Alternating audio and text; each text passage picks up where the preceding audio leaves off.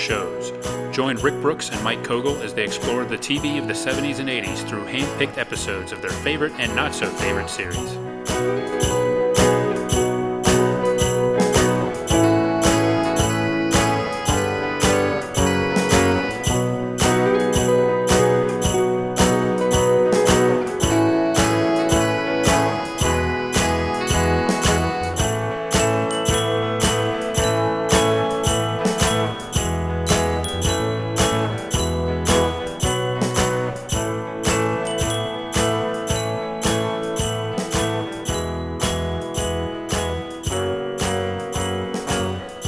Welcome to the Battle of the Network Show's holiday special. We've got our eggnog spiked with vanilla extract, got the fire rumbling, and we're going to talk about a couple different holiday specials and also do a holiday TV guide game. Yes, I'm feeling festive. I'm ready to go. Yeah, we're also wearing Santa hats.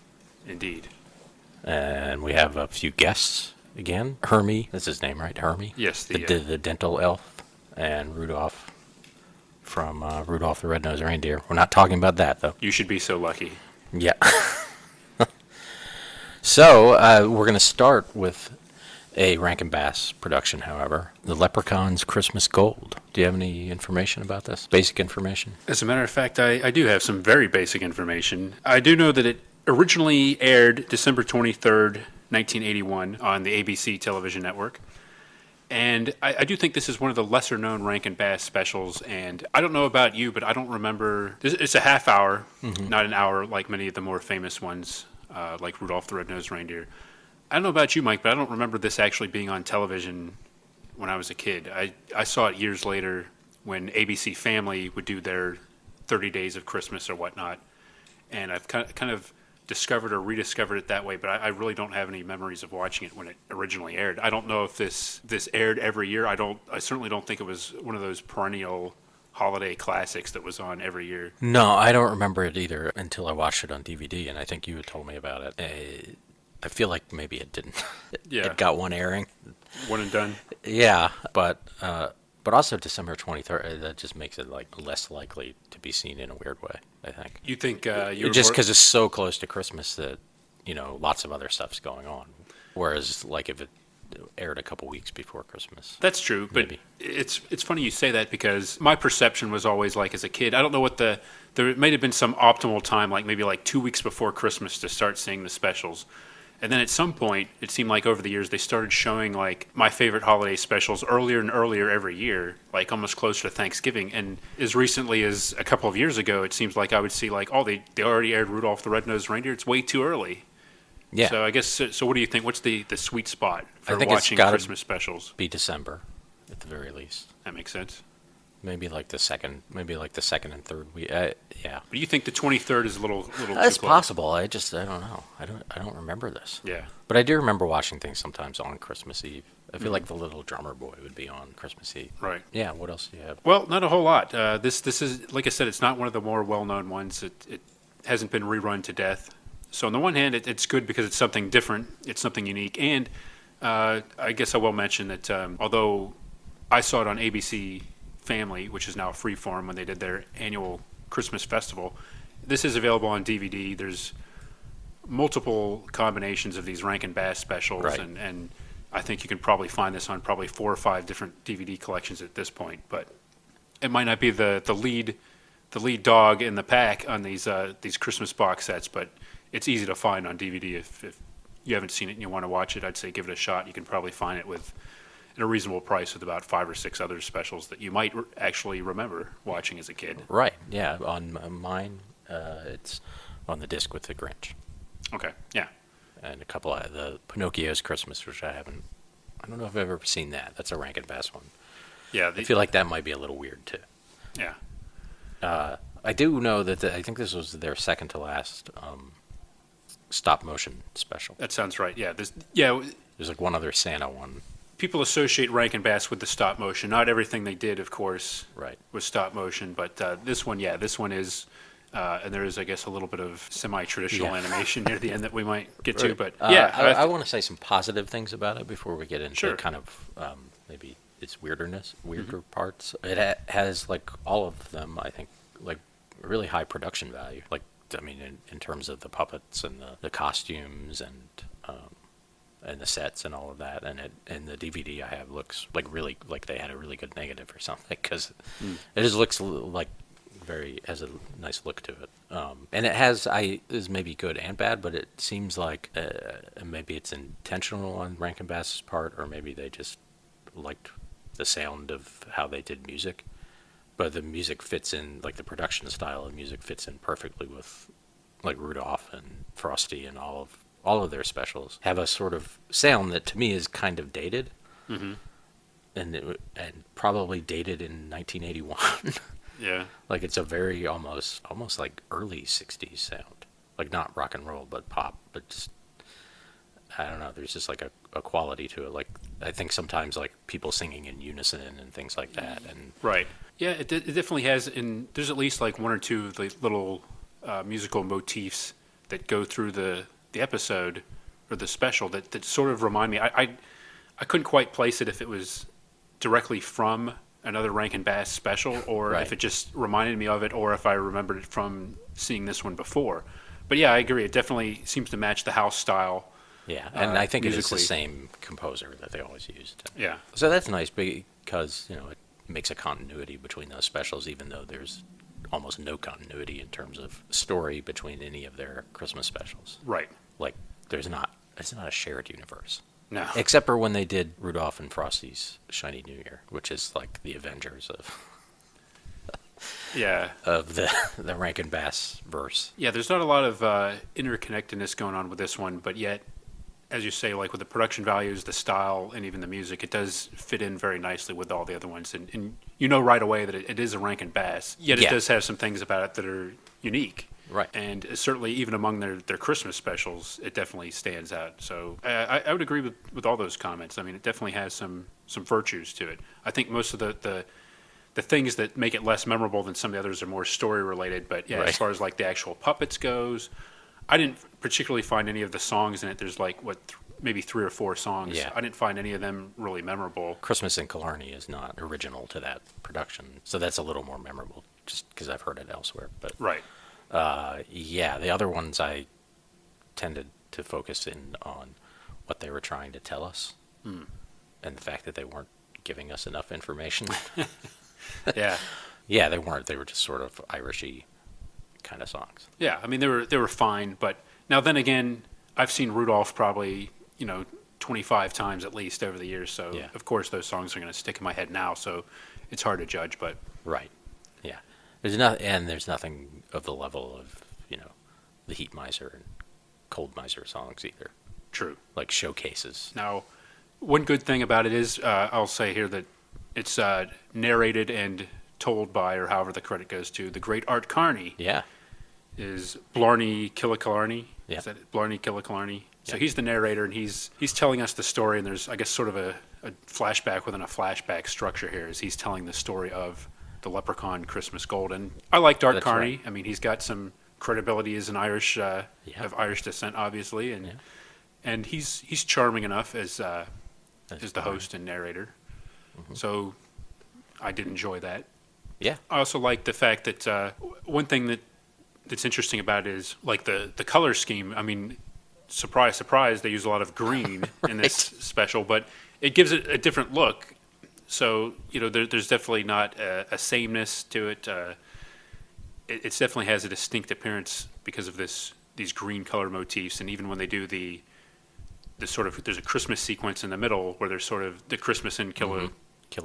Killarney, yes. Yeah. Now, the one drawback I would give about that, I would point out, is as far as Christmas specials go, this is a lot more gold and a lot less Christmas than maybe I would have liked. And that one bit in the middle is pretty much the extent of the Christmas. The Christmas connection is pretty tenuous. Yeah. There's references to it being Christmas time when this adventure is going on. But other than that, you don't get a lot of necessarily Christmas cheer, although they do try to tell, sort of a heartwarming tale at the end. But yeah.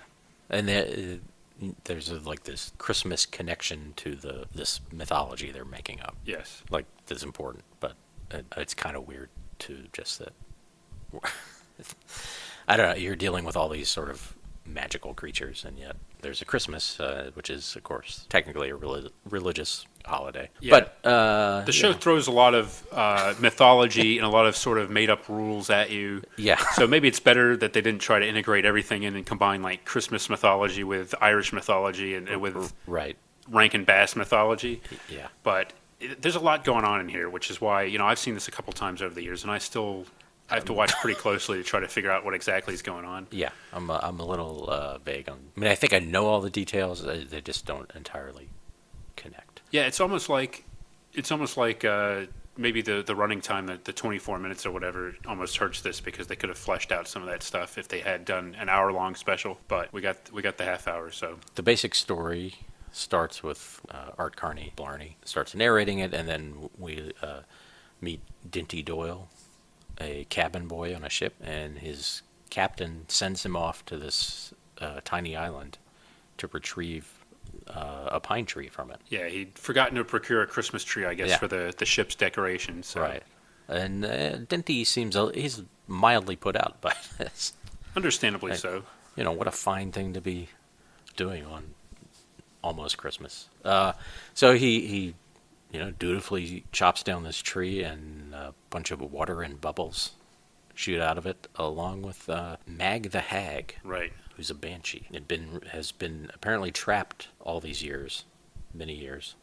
We'll find out under this tree, and now she's back, and she wants the leprechaun's gold. Yes. And I think this is what happens. She immediately causes a rainstorm, which, when it clears, makes a rainbow, which then reveals the points the Christmas way gold to the- Dinty. Yes. And he goes in this shamrock-covered hillside opens up, and he goes in this gold mine or whatever it is.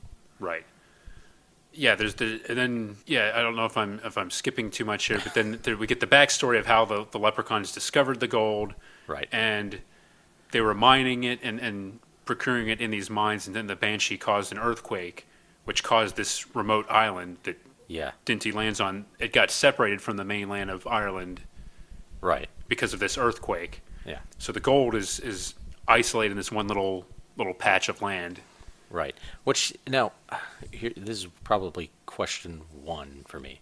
Mm-hmm. They show a little song about them mining the gold, and as Blarney tells us, there were basically two leprechaun sort of clans. There's his clan, the Killarneys, who mine gold, and then the clan of his wife, whose name I'm forgetting now, but it's a ridiculous name. Yeah, I don't know. It's like the Osod Busters or something like that. And they make shoes. Yeah, there's shoemakers and Shoemakers. So it's really two questions. One, the leprechauns are mining the gold, but their only purpose to mine the gold seems to be to make it into stuff that they then hoard. yes. They're not even doing anything with it themselves other than the hoarding. Right. It's like the ownership of it is all in and of itself. There's no inherent value in the gold. Yeah. They don't even seem to particularly. Is this just their cosmological job to hoard gold? Yeah, like And they're. to have this endless cycle of the banshee trying to get the gold? Yeah, it's like the doozers on Fraggle Rock or something that just build for its own sake, like over and over again, and that's like how they sustain themselves. It's kind of depressing. Yeah, that's a good point though. And actually, one thing I wondered is they don't really establish why the gold is so important to No. anybody. It's like the gold is only important because it's theirs. Yeah. And like when Blarney gets involved, it's like, well, it's his gold. Right. Like he doesn't say like I don't want the hag to get the gold because then she'll do this and then she'll ruin the whole international monetary system by devaluing the gold standard. He basically says no because it's my gold and she can't have it. Right. And Which she's reasonable enough, but I mean, I think if she gets it, she won't turn into she needs to get it before Christmas morning, yeah, or she'll turn into tears, right, which she's made of. yeah, And the way you can see identify a banshee for all of you out there is they're always crying. Mm-hmm. So if you meet someone crying, banshee. yes, So, which maybe fits in with some ideas about like Irish repression and Whoa, that's pretty Hey, deep. yeah, Could be, yeah. it's- That's if you meet someone crying, yeah, if someone is expressing their emotions yeah. They must be a through banshee. salty discharge. Right. So, and then the other question is, who are they making shoes for? Yeah, I don't know that. That's They definitely not covered in this special. no, they make them all the colors of the rainbow, which is pretty neat. And there's something in the song about the dancing, and I don't know, like the songs just don't quite answer these questions that I have. But No, they basic don't. world building kind of questions. What's the purpose of all this?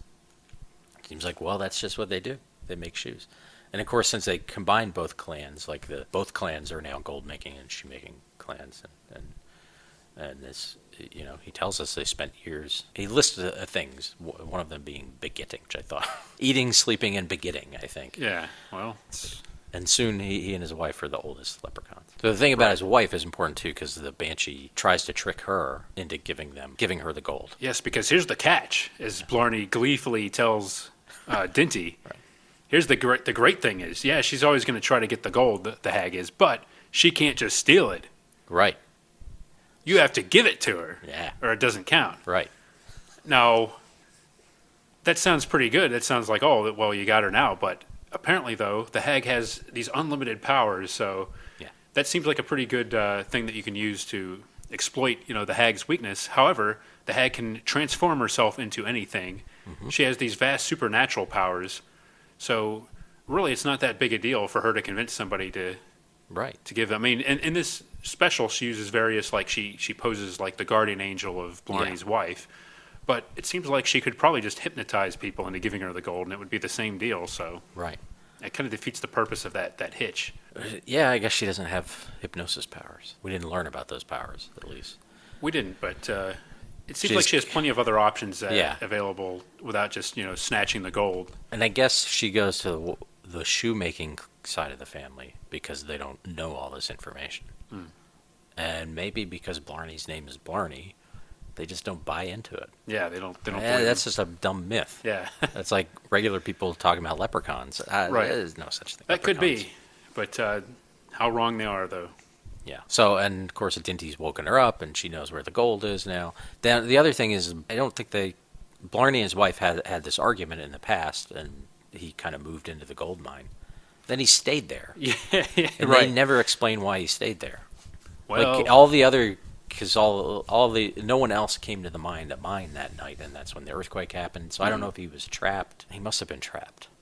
you think he was trapped? I think the earthquake trapped him there. Oh, But no, because he left it. Yeah. There was the earthquake, and he left it, and because you also learn how the banshee ended up under this tree, because he goes to the Lord of the Leprechauns. yeah. Did I mention that they throw a lot at you in this Yeah, the mythology? right. Yes, there's a lord of the leprechauns. Right. Whose name apparently is Patrick, Yes. but he's not Saint Patrick. No. He's a different Patrick because he tricks her, the banshee, into showing how she's made of tears. And as soon as she turns into tears, Blarney comes out with a pine cone that has some connection to St. Patrick. I watched this twice in Yeah, the last they- 24 hours, and I can't remember what the Right. connection is. He blessed it or something. Yeah. Well. It's from a tree he planted. Yeah. So I mean, and- basically, and they stuff it in a hole, and then that turns into a pine tree. yeah, they cover her up. Yeah. They shovel over her and build a tree to cover Right. her, so she's trapped there until some idiot cabin boy comes and chops the tree down. Yeah. Despite he does that, and the leprechauns are sort of telling him not to, but I don't know if he can hear them or. No, It seems like they he just saw don't get to them him in because time. he's like, oh, little people. Yeah. But- he's bemused by them, but Then they're just kind of watching yeah. from behind like ancient stones and things. Yeah, I thought they might be going for some kind of ecological message there by showing the danger that happens when you cut down this one tree on the island or whatever. But Yeah. that's not really not what they were doing, I guess. No. Yeah. So now, and while Blarney is telling all this story, they're waiting for their tea to cool off, which the banshee, through a hole in the hill, has poisoned with some sort of, well, you said hypnosis, sort of hypnosis powder. Yeah. It seems specifically geared towards making you more into giving stuff, I think. There's something about that. I guess. Yeah. Yeah. It's very weird explanation. Right. And then finally Blarney drinks some of the tea, and she thinks, and we think, because he's kind of blurry-eyed, and that he's going to give her the gold. And instead he tricks her, and he gives it to Dinty. Right. So now she has to get Dinty, to give her the gold. Right. So you think that I guess she has already used up the iced tea or the brewed tea gimmick. So Right, yeah. she can't. I mean, I don't know what she's going to do at this And point. maybe she can only do one trick once. Yeah, maybe she could go get Bill Cosby to brew something up and have him slip something into. They'd trust him after In 1981. they'd sure. ignore the hag. Yeah, Yeah. of course. So, yeah, she basically turns herself into A lovely lass. yes, a lovely lass that just happened to have be shipwrecked and washes up on the shore. Right, and lies. She says the ship that Dinty was on crashed. And Spoiler, that's a lie. yeah, well, she's crying. She is crying. It's understandable that she's crying. Well, Maybe not for it's been many hours. well established by this point, though. Yeah, that you can't trust any anyone. sign of emotion with tears is a clear indication that that person is a banshee and not Yeah. to be trusted. But let's give Dinty some credit. He just had all of this stuff that we don't understand thrown at him too. That's He's a good probably point. still in his head. But why do they mine the gold? Yes. It's my gold now, but why? Yeah. It's a nagging question, and Yeah. plus he's been at sea a long time on a boat full of a lot of roguish swabbies. Right. It's been a long time since he's seen another female that's not a leprechaun, so he's probably more inclined to go along with whatever she says, I guess. Sure. Yeah, I guess so. Yeah. Although still, He's a little dumb. it's pretty apparent when what's going on as Yeah. soon as it happens. Especially, this is another case of where if this were like 50 minutes instead of 24 minutes, maybe they could have put like a song in between there. Right. But instead, they pretty much just establish what everything the hag's up to, and then Dinty walks away and like, oh hey, here's a crying woman Yeah. washed up on the shore. So And I think he does.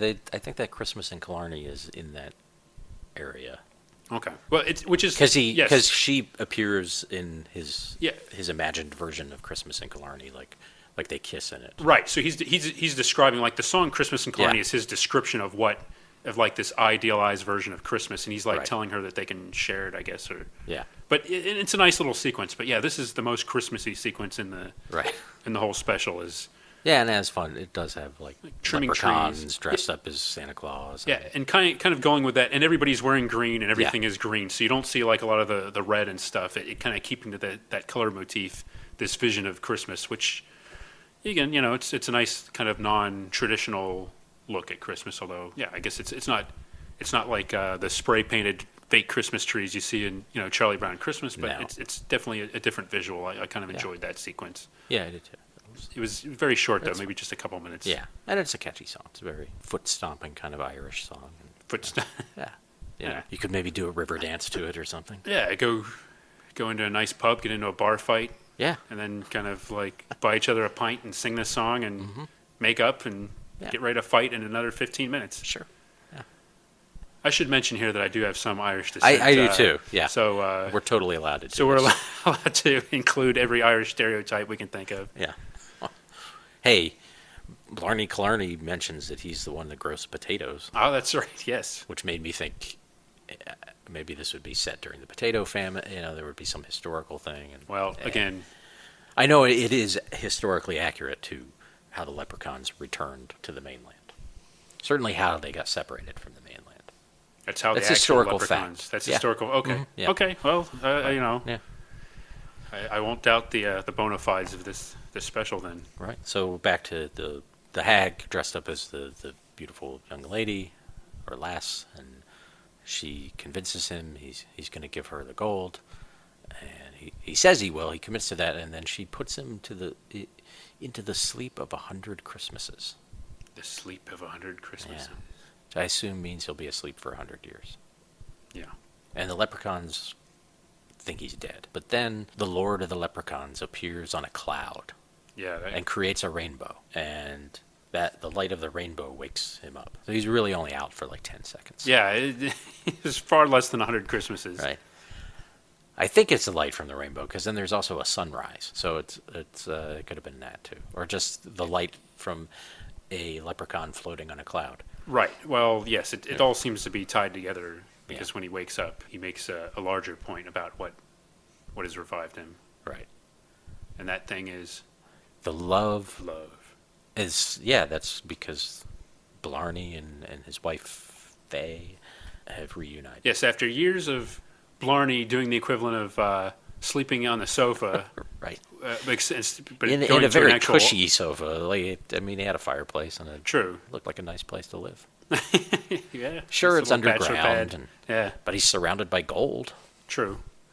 Imagine what he could do with all that gold. Well, he could look at it. You could swim in it, have Swim it, in it. throw it up in his head, Yeah. like Uncle Scrooge. And, Yeah. Climb in the pots. Right. Yeah. Cook with it. We don't actually see him doing any of that, but No. yeah, you're right. He's. I guess he's got everything he needs except the love of his wife. That's right. He can't do any baguetting. Yeah. Well, never mind. Yeah. We have a clean rating for iTunes. That's right. Yeah. Okay. Yeah. So but it still seems like the hag is going to get the gold, despite that he's woken up and he said, "No, I don't give you the gold." And it seems by the rules of this thing that should be enough. Yeah. If He he's should just, be like, "Oh, well, you take it back." he's Okay. allowed to take it back. Yeah. Yeah, but apparently that's not. And He's- she's she's about to touch it, and then the sun comes up, and she's like, "Ow, it's Christmas!" And she turns into tears. Yeah. So it's too late, I guess, for another. Yeah, Like, when does the? right. So I think let's pretend this is what they planned. Okay. All of Blarney's stalling around the tea and being long-winded in his storytelling Right. was also a delaying action in case it was like a backup plan. Kind of like.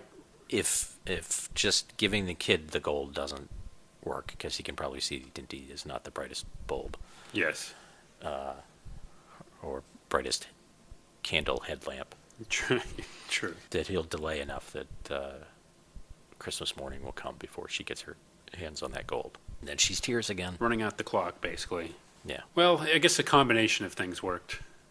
The Lord of the Leprechauns, his magical powers, the love helps. of the Leprechauns, the love of Dinty for something or other. Yeah. It inspired him. Right. So, so on December 26th, the hag can start again, and then she's got the whole rest yes, of the year. the whole Okay. cycle starts again, Yeah. much like Norse mythology. Yes. It's a cycle. Ragnarok happens, and then it all starts again. The whole miserable, joyless cycle Right. of desperate attempts to cling onto this gold Yeah. for no apparent reason Right. will continue. Yeah. Is it any wonder that they might resort to libations to Yeah. to distract them from this grueling cycle? But now the Dinty has the gold, so I think that might have liberated the leprechauns from the gold too. Oh, well, I'm They sure could that's just- what Dinty's going to tell them. Hey, you Yeah. guys don't really need this gold. Now you're free from, being Right. shackled to it, which I'm I gonna guess that is kind of how they, Yeah, and they're gonna just make shoes again. yeah. They, And focus on that part of their life, their shoemaking. well, good And for maybe them. Blarney will just focus on hanging out with his wife and telling long stories and Well, that'll probably you know. keep him happy. creating mischief where he can. Yeah. And Dinty will take the gold, go back to, Free Ireland from England. free Ireland from England. Yeah, because it definitely set in like olden times. Yeah. He's, No. His ship is a ship with sails. He's not on a steamer or anything. True, yes. Yeah. First, I think, though, he might buy out that shipping company Right. just to stick it to the captain that made him go out in a little dinghy to this island. Right. So he's going to become, this big shipping lord. Yeah, and maybe he's going to turn Killarney into the equivalent of Santa Claus, Indiana. Christmas year round. Yeah, Christmas year round with the Leprechauns. Yeah. That vision he revealed to us in that musical number Right. That's will be a reality.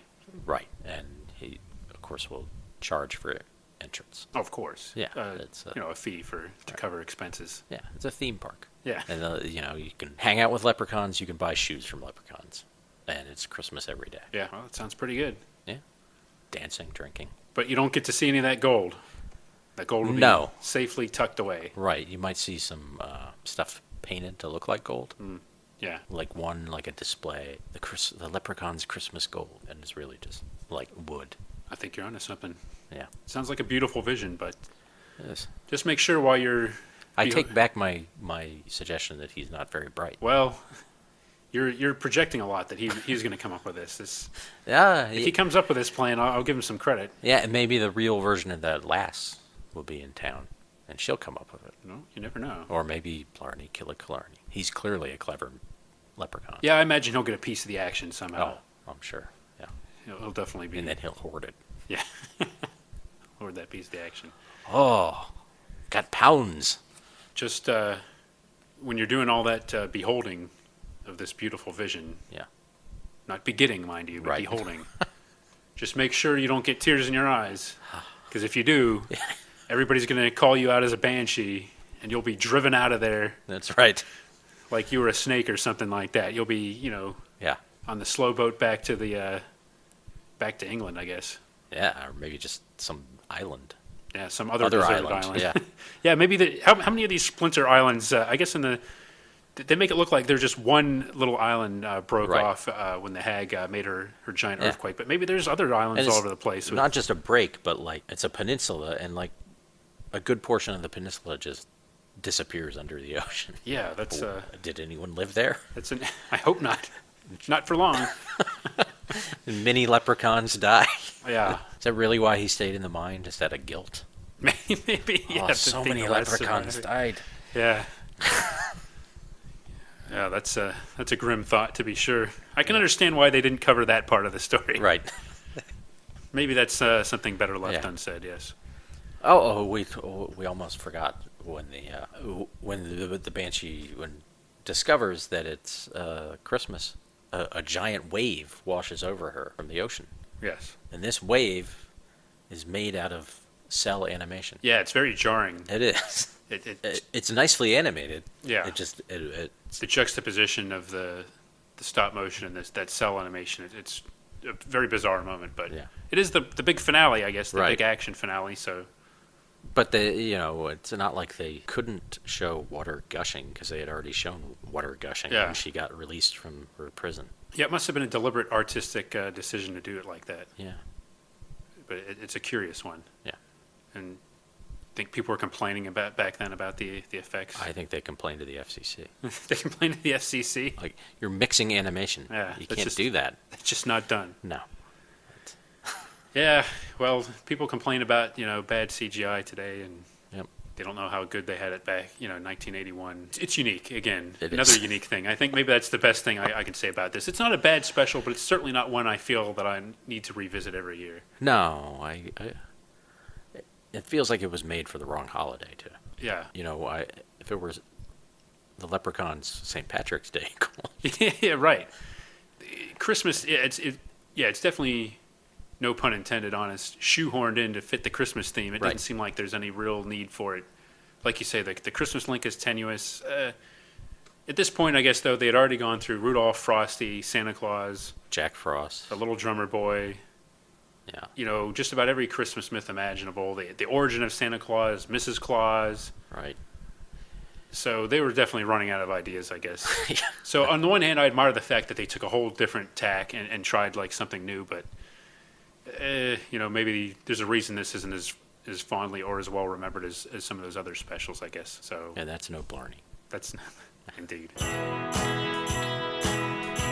This episode brought to you by Killicalarney Shoes. One size fits all, now in blue. This episode also brought to you by Doyle's Salt, made from the finest Banshee tears. This episode also brought to you by Dinty Doyle. He's got all the gold.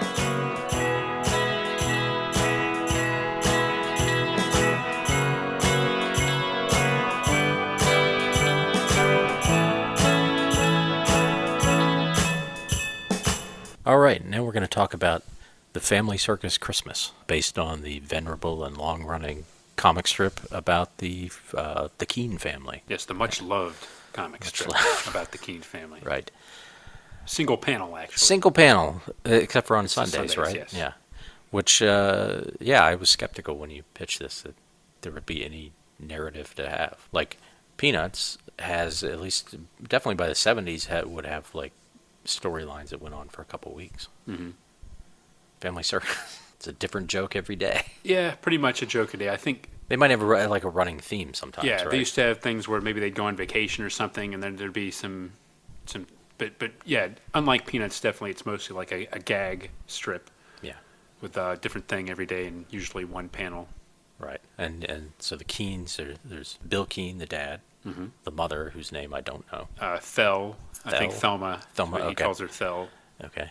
Short brunette, short dark hair. Yeah, I think this is the order of the kids. Billy, Yes. the blonde oldest boy, Yep. famous for his map making abilities, Yes. and he would also fill in for his dad every now and then. Right. Yeah. Making the comic strip. Right. With crayon. Dolly, the middle daughter, who, based on my memory of the comic strip and on this special, not a very flattering portrait of her. She seems a little mean and a little greedy.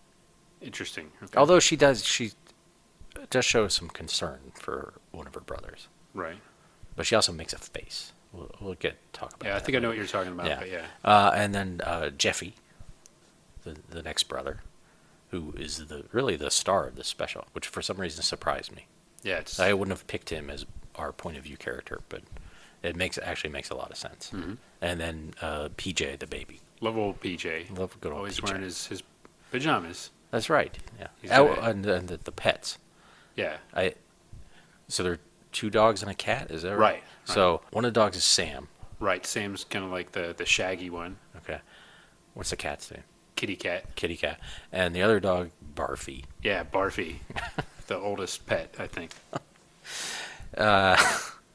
It's a full house. And it's great to see the so in the opening credits, which I really enjoyed because they had a thing I like. That I guess the only example I can think of really is the Brady Bunch, but I know other things did it where the characters are not. In this case, they're in I think they're in wreaths, but they look at each other, look up and down at each other. Yeah.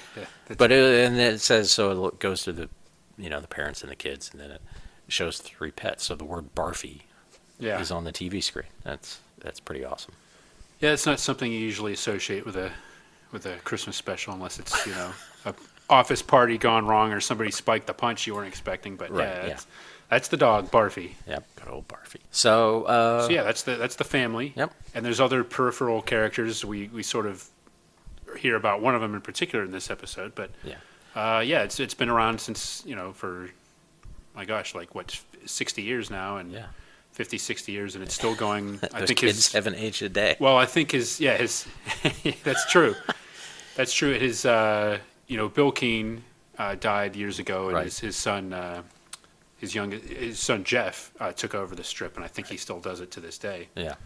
And with many of the same themes and the same look of the characters. Right. Although it is a lot different than it was when it first started. Now, I loved the Family Circus growing up. Yeah. Not so much from reading it in the paper, but as with many comic strips, I grew up learning about it and reading it in like the paperback books and like collections. Like from the book fair.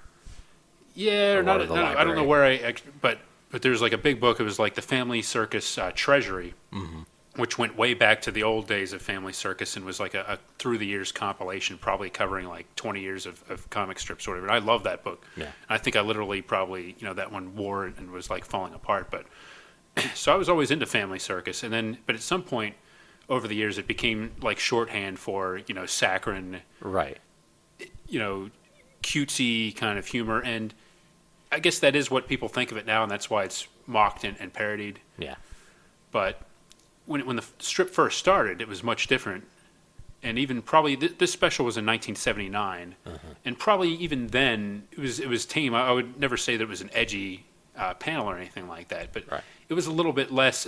When it started out, it was more of a satire or a commentary on suburban life and family life, rather than what it seemed to become at some point was like, well, don't kids say funny things? Right. And that's kind of what people think of it now. But I think this is a little bit more of a throwback to not the early days. Like the early days of Family Circus, everybody did look a little different, and the dad would have like a cigarette hanging out of his mouth, and it was more of like a disengaged, like stereotypical suburban kind of like dad that was just there as background, as opposed to like this warm, gentle Bill Keane that we see in this comic special and in the later years of Family Circus. And they were actually in a circus. They're actually in a circus, yes. Yeah, right. Yeah. Bill was a lion tamer. Right. And Thelma was actually his second wife. His first wife died in a tragic trapeze accident. Yeah.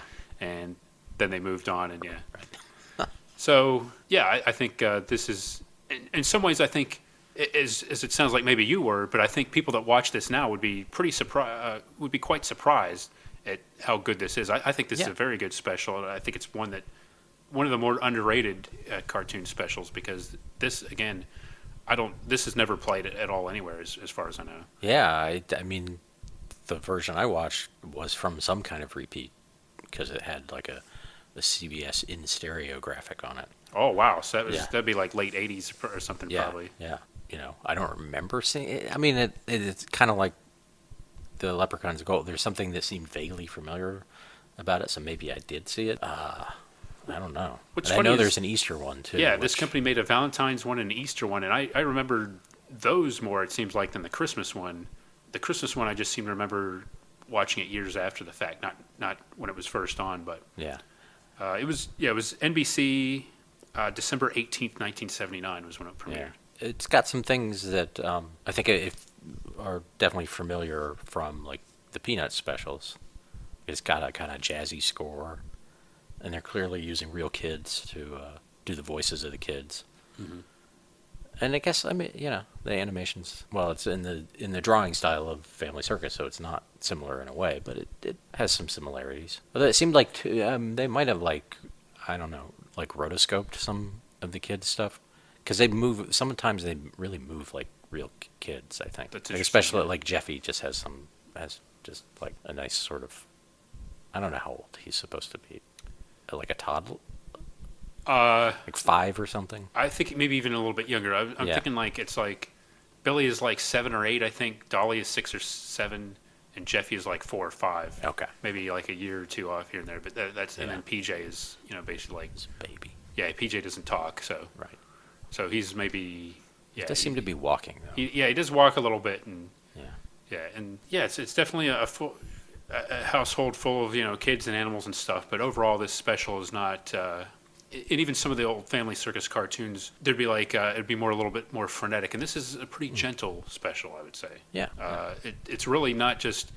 It's almost like one way it differs from like a Charlie Brown Christmas is they do mention heaven, and there's sort of like a quasi-religious element there, but they don't really explicitly. It's a much more secular Right. look at some of these like themes, and in a way, it has some grown-up feelings to it because Oh, much yeah. the same way Charlie Brown Christmas explores melancholy feelings around the holidays, commercialization. This special is surprisingly It's about something. it's a meditation on loss and Yeah, I think we should hold off a little bit because the way that ultimately gets presented is there's like a bit of a turn. I mean, it gets presented a little bit, but then when it really hits in, it's also in the middle of this crazy dream sequence, yes. which is really my favorite part of the whole thing. But yeah, let's work our way up to that, to the All right. specifics of that. But it does definitely distinguish it, I think, from a lot of other holiday specials, Christmas specials. So it opens with very real kind of scene. Jeffy and Dolly snooping in the closet for Christmas gifts. And then Mom catches him. And I gotta say, the kids look really like the comic characters. Like, really well done. The parents seem a little off to me, but that might just be my memory. But, I mean, it's fine. And she threatens them with Santa Claus. And then Jeffy, I really this was the first moment where I was really just like, I think, in with this, or all in with this. Jeffy goes to his room, and he imagines or hallucinates or sees Santa Claus sitting on a chest writing on his list. Mm-hmm. Or wagging his finger, I think, in that. Yeah. But Santa Claus is only it's only the outline of him. He's transparent, much like the famous Not Me character from the Family Circus, Right. who would show up when the kids would, someone would do something mischievous or just bad, and they would all say, "Not me," and you'd see the little Not Me ghost running around. Right. And also Not Me's Oh, yeah, there's female Ida No, I don't know. who also showed up, yes. But definitely the same kind of look. Yeah, that was a Yeah. nice little touch. Yeah, I like that. And it's really setting up what the story is about, which is that Jeffy has a lot of hallucinations. No. Yes. Jeffy's Jeffy's got issues. Jeff is very concerned about the Santa threat is very real to him. And then he goes and tells Dolly, and of course they come back and Santa's gone Yeah. because he's in his mind. Or maybe he's not in his mind. I'm still not sure. By the end of the special. Well, it's got that great ambiguity that all Christmas specials have, where, That's right. Yeah. you wonder, did Santa really arrive? Right. So that's good, yeah. But yeah, is the other kids, even though they all believe in Santa, as of course they should, they are skeptical that Jeffy is actually seeing Santa Claus. Right. They don't buy that. Of course. And part of that's probably jealousy. Yeah. Why would he just show himself to Jeffy and not Right. to Billy? He's the oldest. Yeah. And of course, and I think Billy at some point tells him, if you keep lying, no one's going to ever believe you. Right. When you really need. It's a good point. Billy lays it all out there. Yeah. He's wise for his age. He is. And then they want to decorate the Christmas tree, and the mom says, well, they have to wait for the dad. But they can get stuff out. They can get the boxes out. They can't actually get the decorations out, but they can get the boxes from They can. a kind of terrifying-looking basement. Yeah, they can go into their clearly unfinished basement and reach up on high shelves. Yeah. And pull the heavy boxes down from those shelves and drag them all the way up the stairs. That's nice of her to let them do that. Even PJ carries a box. Sure. Well, he's part of it. He needs to chip in. Right. So they bring the boxes in, and then Jeffy kind of goes snooping in one of those boxes. Now, I don't know why they couldn't open the boxes, other than maybe there's some delicate things in there, or it's just a matter of her teaching patience. Yeah, maybe she just didn't want them to make a big mess and get everything all over the place. So she pulls a little trick on them. She picks up the phone and says, "Hello, Santa Claus." Yeah. What? Yeah. You She's want to make sure the kids are acting okay. she's doing a little Bob Newhart routine. Yeah. And it totally works on them. Yeah, and Jeffy freaks out and runs into the kitchen. Yeah. And he looks out the window, and I liked this one even more. Santa Claus is like sitting on the telephone wires, talking like the telephone that like a telephone repairman would use, talking to the mom. And that's when he gets Billy, and Billy tells him about "Don't cry, wolf," basically. Yes, that scene would support the idea that Jeffy is hallucinating these things because we know that Santa wasn't actually on the phone with. That's right. Or maybe he was. Maybe she actually really did call Santa Claus. Yeah. Although she did it in a way, because this confused me a little bit. She did it in a way as if she were answering the phone. Yeah. And yet the phone didn't ring. And I was like, did it ring? Yeah. I'm like, oh wait, so she played her trick on me too. She got all of us. I'm surprised Billy fell for it. He's pretty sharp, but He is. they all basically drop their stuff and take off when she does that. So, So it worked. And finally, when Dad comes home, he's having a bad week at whatever his job is. He's been working very hard. Very hard, yeah. They want him to set up the tree, and he does. And little important things happen, like they make sure that he turns the bare spot against the wall, which apparently always happens. Right. Which that stuff seemed in keeping with sort of the reputation of the Family Circus, like it being like, oh, everybody, kind of like other comic strips like that, like they'll do it every time, like every Christmas tree has a bald spot. Yeah. That's true. I hadn't thought of that. I guess I didn't mind it. I was looking at more of like the sense of tradition. I mean, that's like kind of a big element of this special, and that was kind of a nice little touch there. That because they showed like at the beginning that you see like them getting the Christmas tree, like them driving in the family station wagon, I think. Oh boy! Like, isn't it right before the? That might have been cut from the version. I think it's like right over the credits. It's over like the beginning. during the credits. Okay. It's not like an actual scene. It's just it must like have been a little shot of like the car coming with the classic Christmas tree tied to the roof or whatever. Okay. So I'm sure. So clearly they've got this thing. So I was thinking like that, and because he's like watering it later or whatever, or putting some kind of milkish water substance in the tree. Some banshee tears. Yes. But.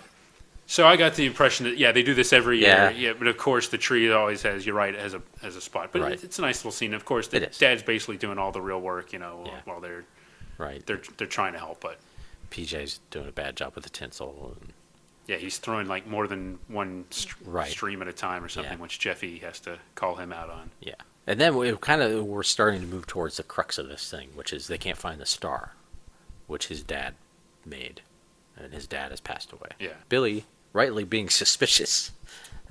He had water in his eyes.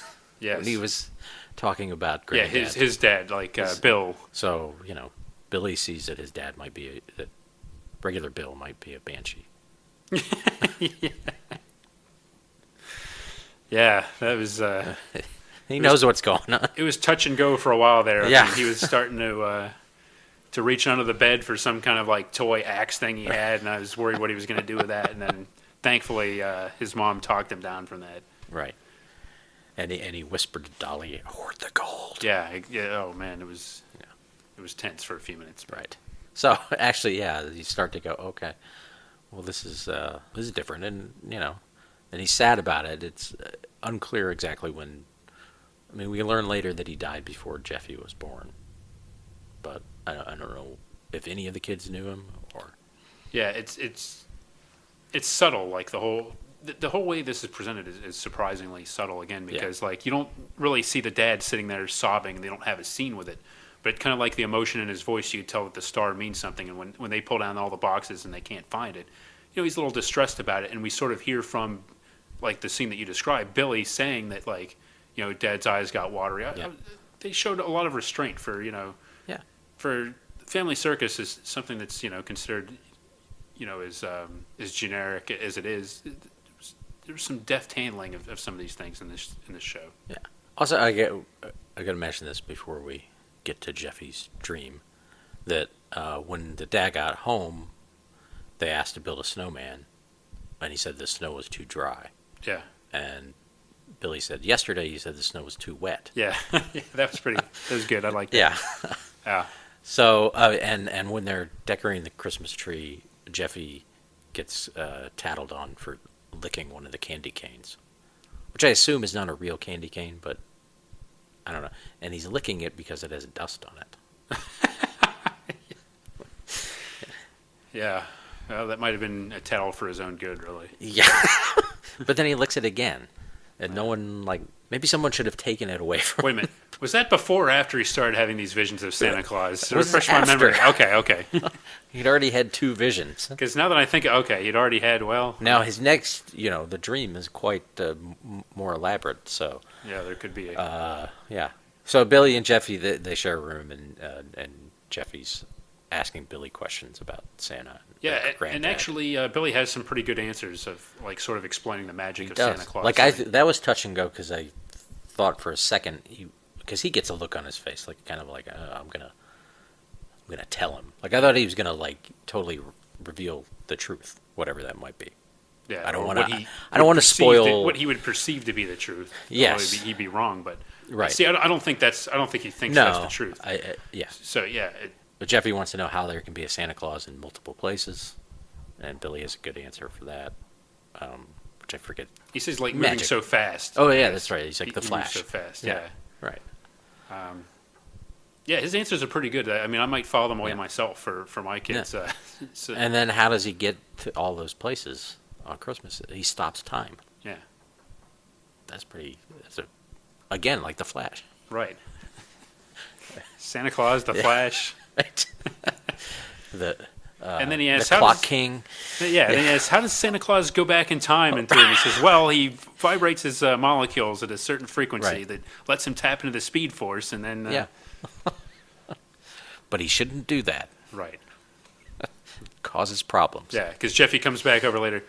Billy, are alternate timelines reversible, or once you establish something in one timeline, will it always... No, he didn't right. say that. And then, why is Barfy a cat now? Yeah. Santa Claus went back in time again. Fortunately, that does not happen. We stick with the Family Circus Prime timeline. Goes on unperturbed in this story. Yeah. And Jeffy says, this is when we first get introduced to the idea, he's gonna ask Santa to bring their grandfather down from heaven. Yes.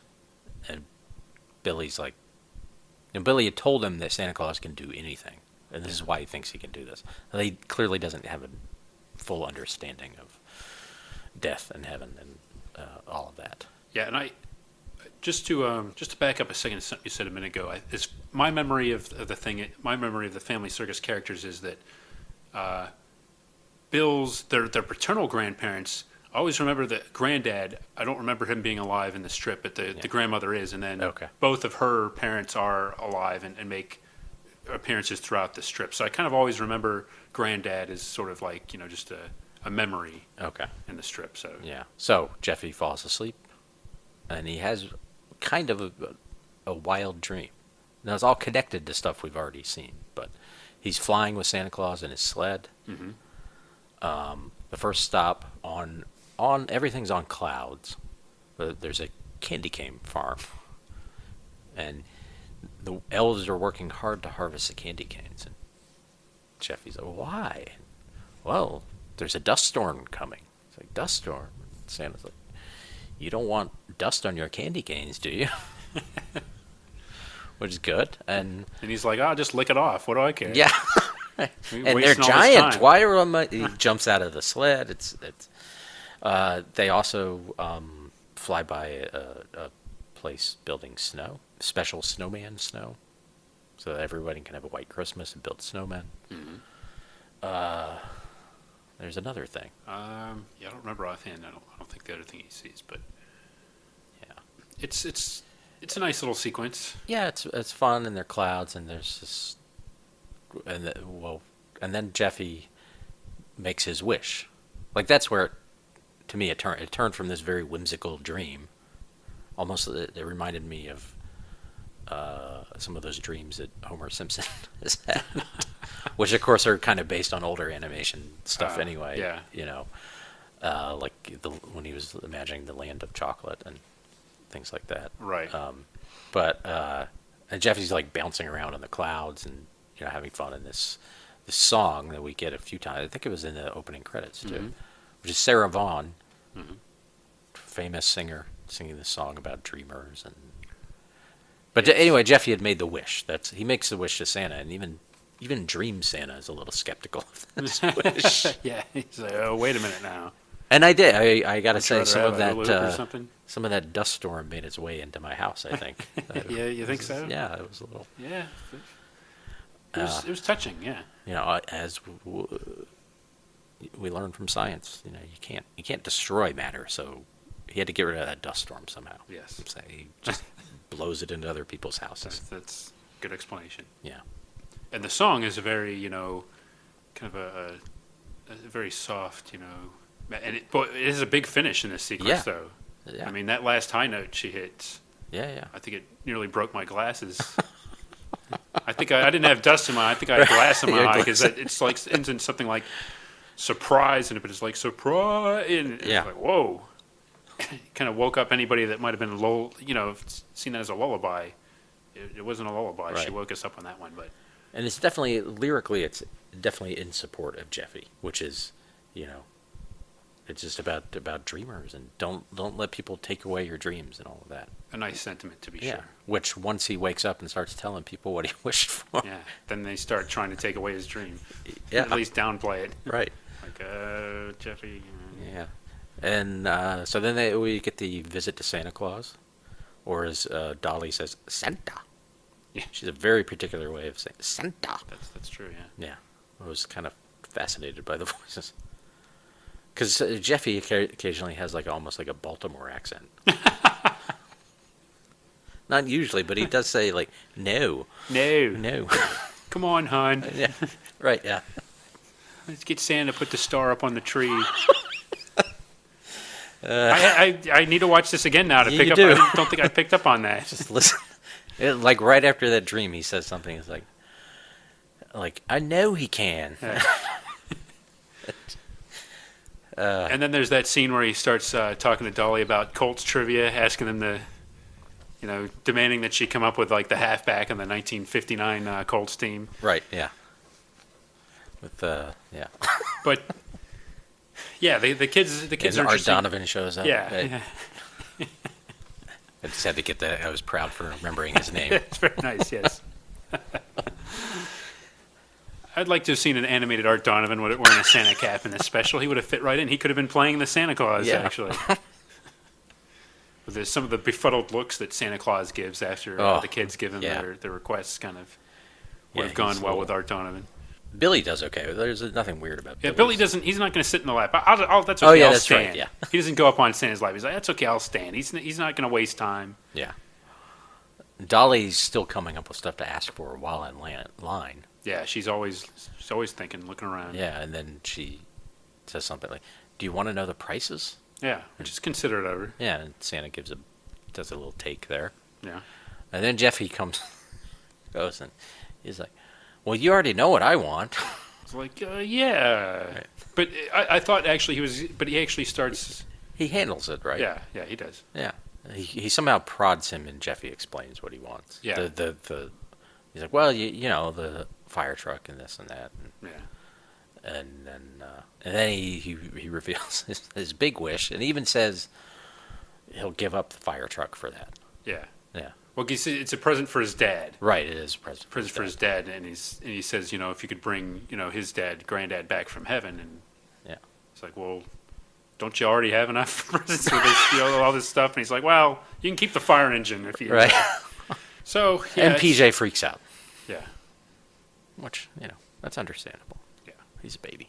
He is. So And Bill can't find a good replacement star. yeah, nothing the seems ball. to be quite right. Yeah. And I do want to mention too that Santa Claus, he didn't really exactly handle that. He just kind of said, "We'll see." Right. I mean, he kind of just like, Yeah. well, the parents are going to have a tough time explaining this one. Yeah. Which, you know, I think a seasoned department store Santa, or even Art Donovan as Santa Claus, should have been able to, you know, improvise or at least have a response ready for a question for something Yeah. like that. Right. So I was a little disappointed with the Santa's performance there. I think he's kind of leaving that can of worms open to be resolved on Christmas morning by the parents. But he's probably making, you know, So $6 an hour trying to not get Peed on. urinated on. Yeah. So can't blame him too much. Yeah. What would be a good response? Just like, well, anything could happen. Well, I That's think not much better. I think in that case, a good response would be something like, "Well, he's always." I would expect the always Santa with to you. say, "He's always with you. He's there in your hearts." I mean, Yeah. even if you can't physically touch him, you know. Right. So we'll find a way. If you wish really hard and if you talk about him, then he will be there. He'll be there in the, you know, under the tree with you. If you talk to him and ask your dad to talk about him, something like that. I don't know. Yeah. Okay. Yeah, that seems like a pretty good Well, response. see, and it just took me 10 seconds to come, and I'm not doing this for a living. Yeah. I'm not sitting there, But at Christmas time. you're a parent, so True, and That's, actually, but it is kind of a tricky question, and yeah. you know, some of the themes in this make me kind of less likely to actually show this to my kids Right. this year, as a matter of fact. But it's not an easy thing, but you could do a little bit more than just say, well, we'll see, kid, see ya, Yeah. next. So he's a better Santa than the Santa in A Christmas Story, Yes, I would concur with that. Yes. but maybe not. He's better than bad Santa. He's better than bad Santa. He's better than any Santas I remember. Yeah. Probably not as good as real Santa. No, not as good as real Santa, and probably not as good as Mickey Rankin-Bass, Mickey Rooney, Yeah. Mickey Rooney Santa. Yes. Right. So, and somewhere in there, Billy had also told Dolly about the Jeffy situation. Yeah. So she's clued in too. And finally, she rats on Jeffy. I mean, I think she's concerned, but she also, again, there's like a look. I wonder if Dad's gonna or Mom's gonna scold him. Yeah, and she then kinda she gets this little smiles. Smile, like yeah, she likes the idea Yes. of Jeffy getting in trouble. right. Well, But that's not unrealistic. No. Yes. It's a little disappointing. Yeah. Especially around the holidays, she should be a little bit more charitable to her younger brother. But right. yeah, And really, she is. She just doesn't know she's being charitable. yeah, that she's doing is you've talked about another thing. She's doing the right thing for the wrong reason. Right. She just doesn't realize it. That's one of the fascinating elements of this Yeah. Christmas special. Is these characters doing the right thing for the wrong reasons. But yeah, that moment did stand out. That's clearly a little thing there. But And then the mom's putting Jeffy to bed, and she kind of tries to explain it to him again. And then this is where the question of his Santa's being hallucinations or not, or imaginations or not, comes into play, because Santa and Granddad appear in the bedroom. Okay, maybe he's dreaming that or imagining that. Mhm.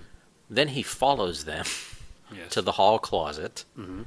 And the Granddad, it was hard to see. The version I was watching, it was like, maybe because of the quality of it, it was a little hard to see some of that. But he points to something in the closet, and in the most tense moment of the entire special, Jeffy gets a card table, Yeah. puts a chair on top of it, Yeah. and then puts a toy xylophone on top of that. A toy xylophone, yeah, with the legs that are barely standing up. You know, Right. he's got to like fix it because the xylophone collapses the first time he tries to set it up. And he climbs on all that and is reaching for this box. Very precarious. Very situation. precarious. And I think his foot on the xylophone wakes up his dad. His dad comes out. There's like on the soundtrack, there are drums and everything. Yeah. And he catches it. I mean, he falls. Exactly what you think is going to happen Yeah. happens. He falls, but he retrieved the star. At which point the dad remembers, this happens, he put it in a safe place. Yeah. He'd remember where it was. Yeah. Oops. Oops.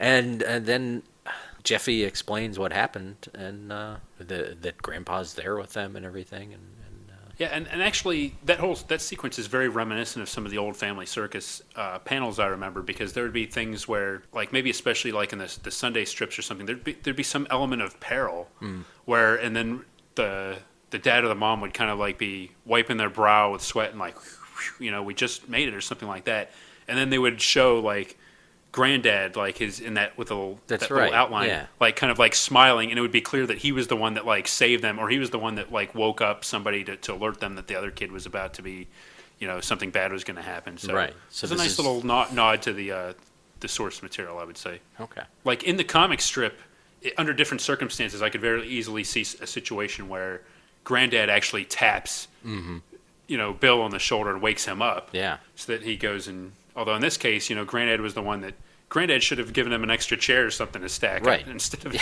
he didn't have to result in a, Or resort taking him to the xylophone. ladder closet Yes. first. Yeah, Santa and Granddad, they got this one half right, but boy, they missed the Yeah. boat on making a safe little tower for Jeffy to get that star. But Yeah. the bottom line is he did get the star. And Yeah, and then Dad it seems caught like the family believes him, which I'm willing to buy. It was before the Santas seemed like, well, okay, it's a kid Yeah. imagining this stuff, but then it's not a dream. So either his imagination, if you want to be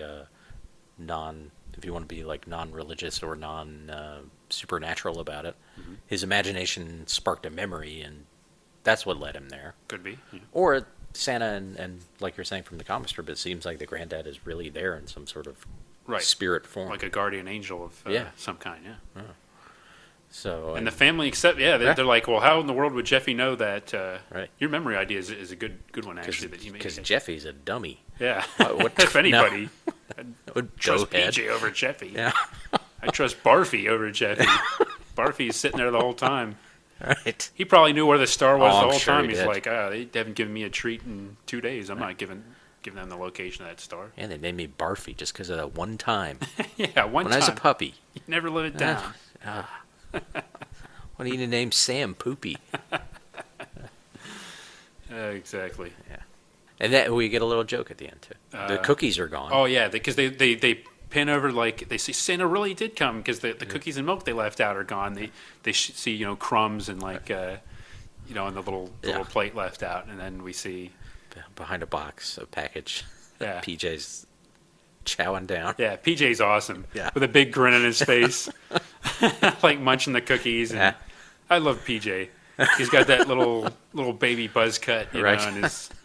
And actually, there was a scene earlier that I enjoyed too, and again, as a parent, it kind of resonates a little bit. But they have the dad reading "'Twas the Night Before Christmas." Oh yeah, that was and they nice. keep Yeah. interrupting him and everybody, and just like little things like the kids are saying, like, like, Dad, PJ has his foot on me, Right, and, yeah. and he kind of does, but it's not really bothering him, but it is bothering him, because Right. that's kids just bother each other. Then, Dad, can you start over again? Barfy missed the beginning, because Barfy comes up, and then my favorite, like, Dad, Jeffy or PJ's looking at me, Jeffy says, and they just see, and PJ is looking at him, Right. but like with no like just Malice. this total impassive expression, just like looking at him, and it bothers Jeffy for some reason. Yeah. And it's one of those things that this is like the one time in the special for some reason I laughed out loud at that, because Uh-huh. it just hit home. Like, it was just one of those dumb things that like bothers kids for no reason. But Yeah. so again, the foibles of family living, Right. brilliantly explored in Bill Keane's comic strip, which has been savaged over the years by heartless people who ignore the wit of the early years and concentrate on the cliches that it fell into. But that was a little moment I just wanted to share, because that was one No, of my that was, favorites. and somewhere around there too, there was the bit where they were like they had all climbed on his back, Yeah, and he was like crouched. right. They're like all four of them. Yeah, Right. That was pretty awesome. Yeah, And I liked, the way they were all on top of him and crawling around and stuff. That's Yeah. definitely a good scene. yeah. I mean, just the whole, and again, I guess another ritual or tradition that they have. him apparently reading "Twas the Night Before Christmas" is something that presumably they do every year. Yeah. And it's nice that they have these little, rituals, and that seems to be like a big part of this special is tradition, familiarity, and sort of maintaining these traditions and family ties, even with a family member that's not there. Yeah. Yeah, I liked it a lot. It's really well done special, actually. It doesn't have the cachet of some of these other ones that are on it. I don't think it's available on DVD. It clearly was available on VHS, as I mentioned, the version I watched. Yeah. And I should mention too that this is, if you look around for it online, you should have no problem finding this if you want to watch it. And might even end up in a certain YouTube playlist. that is a distinct possibility. Yes.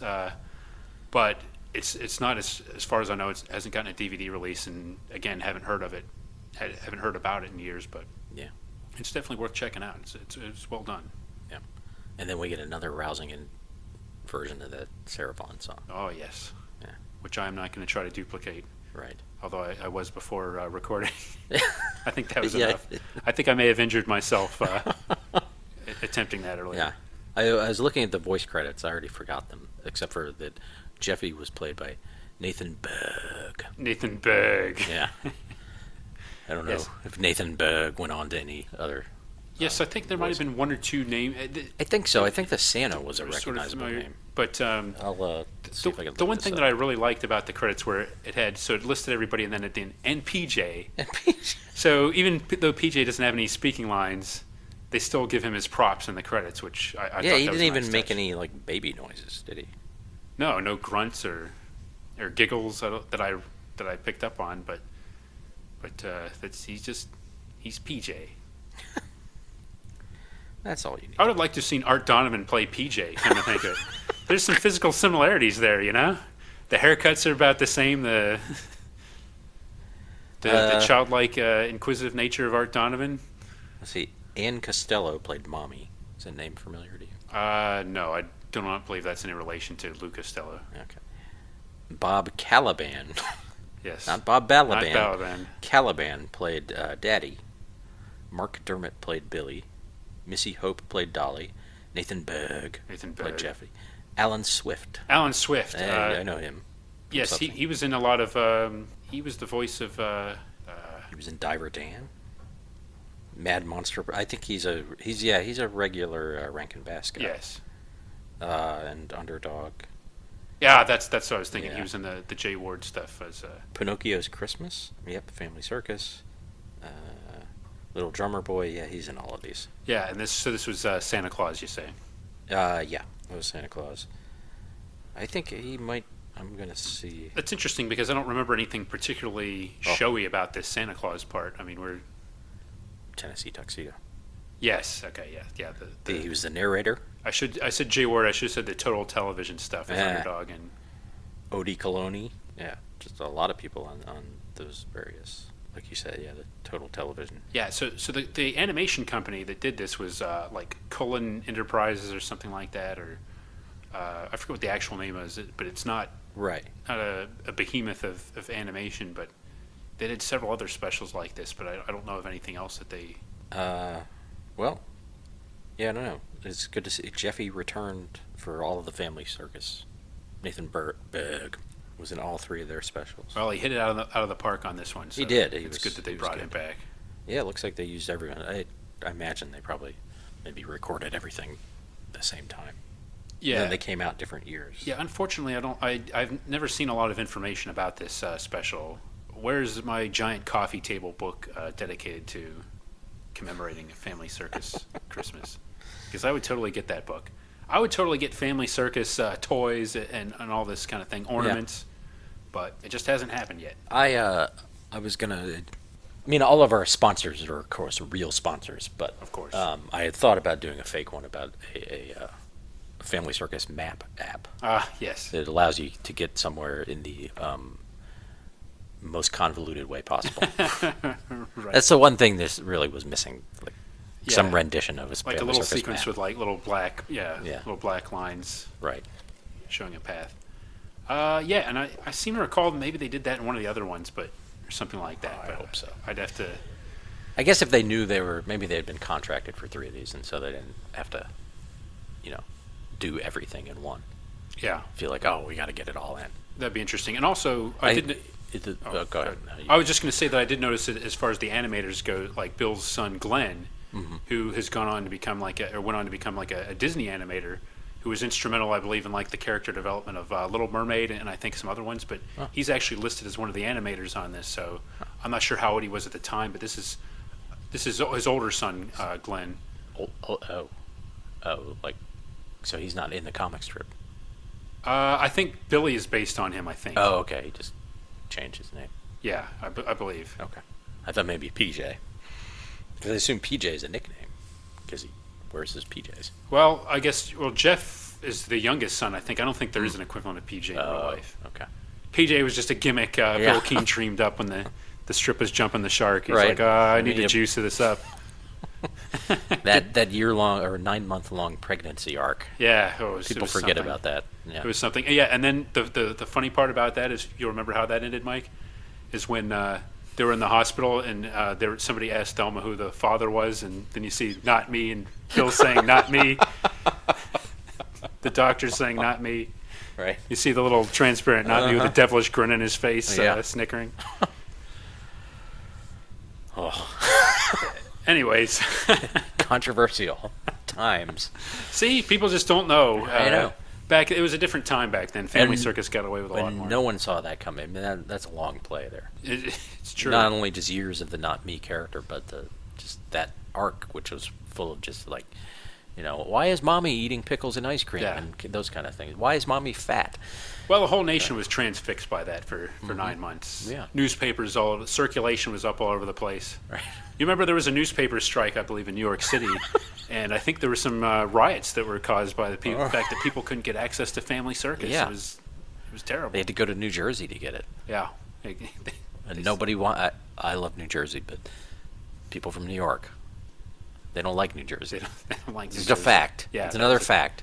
That shows you how intense the desire for Family Circus was, that they would drive a little bit into New Jersey. They would drive into New Jersey. They would go into Wawa or other convenience stores, open the paper, read the Family Circus, and leave. Yeah, and not buy anything. And the traffic was snarled for weeks. But at least on the way back, they could talk about Family Circus and that day's development. So it was kind of a bonding exercise for everybody, I guess. Yeah, in between, like, yelling at each other, like, in traffic. Yeah. Flipping each other off. It's the kind of thing, another thing that the internet has ruined, this kind of experience.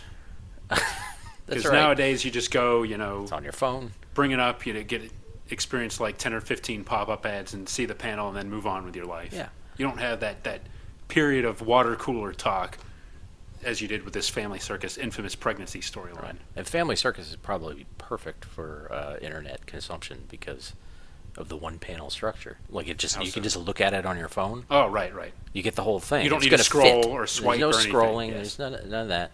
You could have it on your Instagram, your Facebook, your Twitter. And it's the perfect thing to share to your Facebook friends. Yeah. Like, hey, here's something that'll put a smile on the faces of everybody in my feed. Look at all these likes I got. This adorable thing that Dolly said to PJ today.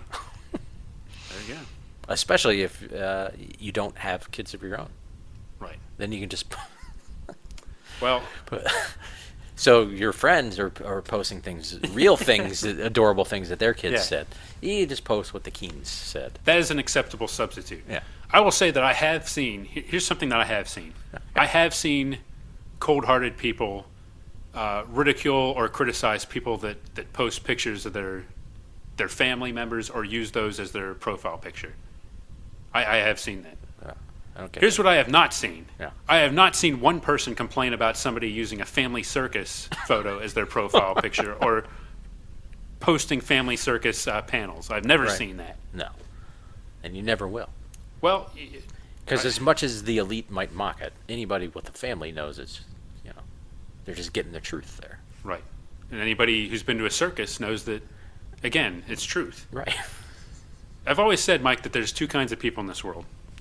There's people that like the Family Circus, and there's people who are made of stone. And I think this world needs a lot more of the first group and a lot less of the second group. Yeah.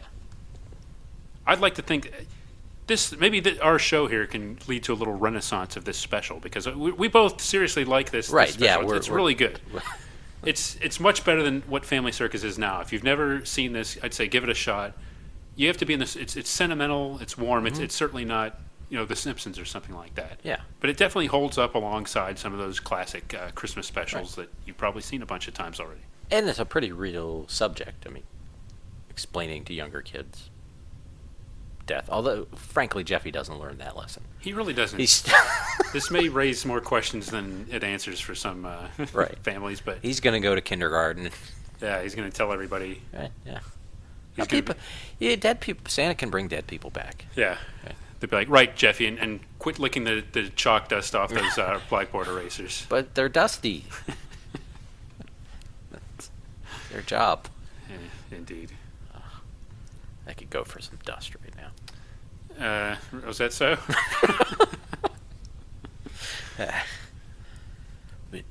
When you get that mint flavor from the candy cane and the dust. There's nothing like it. Nothing like it. That'll have you buzzing for... Speaking of dust, in a minute we're going to do the TV guide game. Exactly. All right. I think. This episode brought to you by Santa Brand Candy Cane. Dust-free since 1893. This episode also brought to you by Not Me. We do the crime, no one does the time. This episode also brought to you by Snowman Snow. It's wet and it's dry.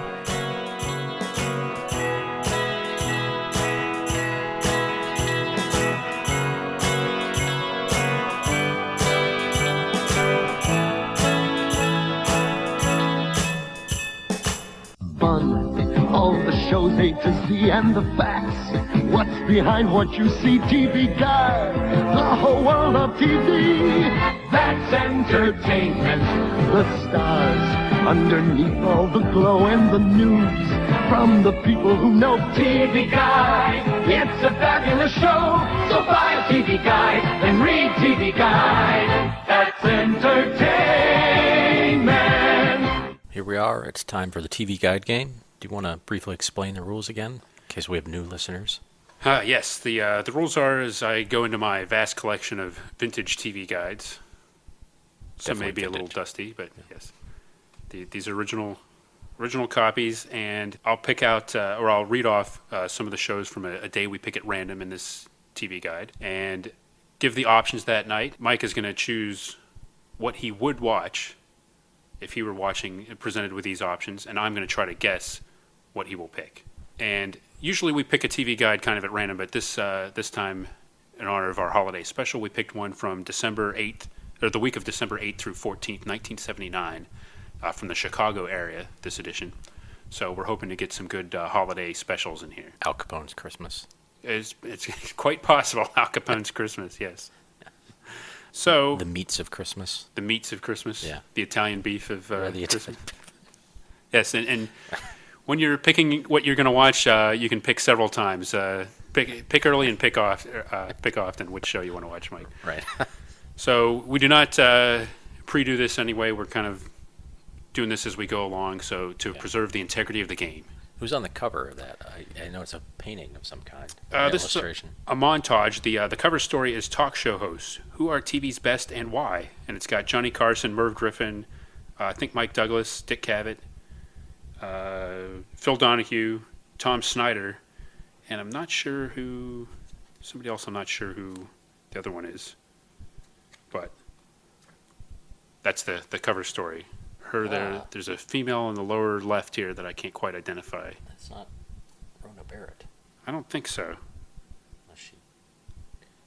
I don't know who that is. I'm surprised it doesn't say in tiny print. Yeah, no, it just has the artist's signature. But also, I just a feature I like. This is a from the stapled era. Yes. Before they went to the square bound.